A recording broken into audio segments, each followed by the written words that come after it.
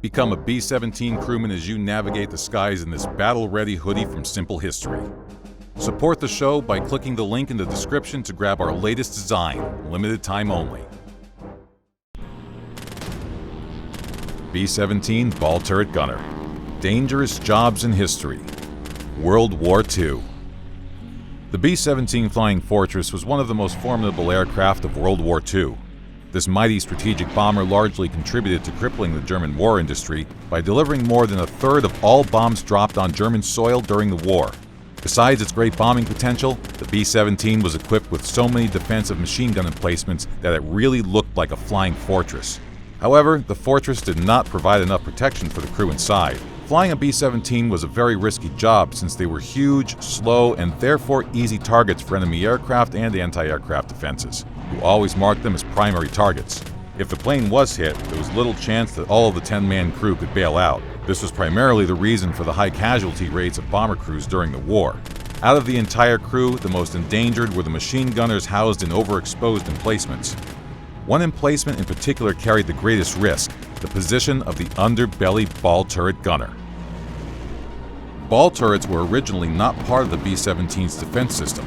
In the beginning, the bottom of the bomber was protected by a remote-controlled version, which was quite a complex and troublesome system. Only from the 113th aircraft onwards did Boeing engineers begin to install the much better Sperry ball turret. The Sperry ball turret was a remarkably good, practical design. It was a spherical chamber made of aluminum and plexiglass attached to the fuselage at the aft section. Manned and electrically operated, the turret moved very quickly. It could revolve a full 360 degrees and pitch down to a 90-degree angle. With such features, it covered the entire area below the aircraft. It was attached to the fuselage by a shaft with a hydraulic pump that allowed it to retract into the aircraft. This was done in case of an emergency landing without using the landing gear. The B-17's ball turret was armed with two 50 caliber AN-M2 Browning machine guns firing 700 to 850 rounds per minute. Each machine gun was belt-fed from two ammo boxes placed inside the fuselage. The turret may have been well designed, but was claustrophobic at only 4 feet in diameter. Inside there were two hand controls for turning and pitching, both with electrical firing buttons. There was also a seat, a computing K4 gun sight, and a set of ancillary equipment. The dimensions of the turret required a gunner of very small stature. Even then, the only way to fit inside was to curl up in the fetal position.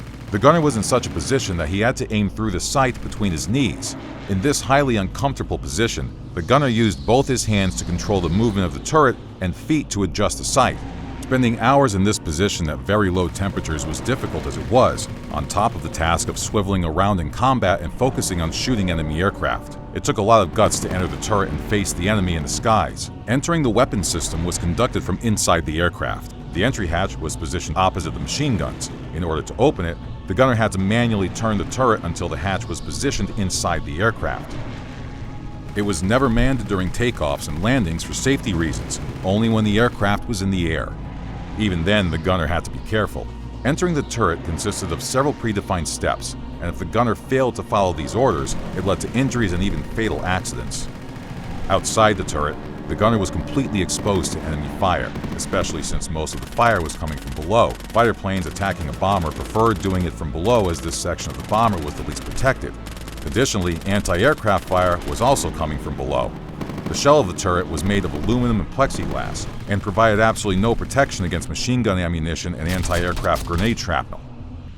In combat, if the turret mechanism was hit, it would be disabled, unable to turn or be retracted. This meant that the gunner would be trapped inside. In cases when the plane was forced into a belly landing, the ball turret suffered complete destruction, leaving the gunner absolutely no chance of surviving. Even during standard landings, it was risky for gunners to stay inside the turret. Of the entire crew, the ball turret gunner was the only one that didn't carry a parachute on his body or by his side. This was simply because there was no room for it. The gunner's parachute was held right beside the entry hatch inside the fuselage. To reach it, the gunner had to leave the turret. For this operation, he needed a substantial amount of time and the help of another crewman, since exiting was as complicated as the entry. Needless to say, casualties among ball turret gunners were high. The risk of their job was portrayed in a poem written by Randall Jarrell, The Death of the Ball Turret Gunner. 6 miles from Earth, loosed from its dream of life, I woke to back flak and the nightmare fighters. When I died, They washed me out of the turret with a hose.